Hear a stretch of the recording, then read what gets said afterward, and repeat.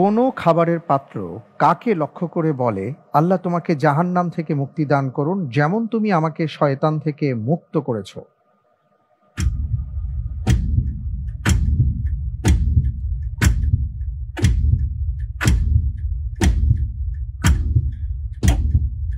খাবারের পাত্র কাকে লক্ষ্য করে এই কথাটি বলে?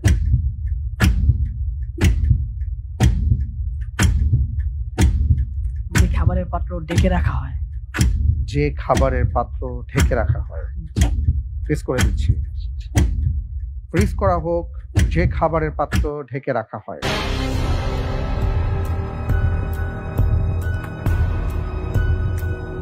আপনি যে উত্তরটি দিয়েছেন, আপনার উত্তরটি সঠিক হয়নি।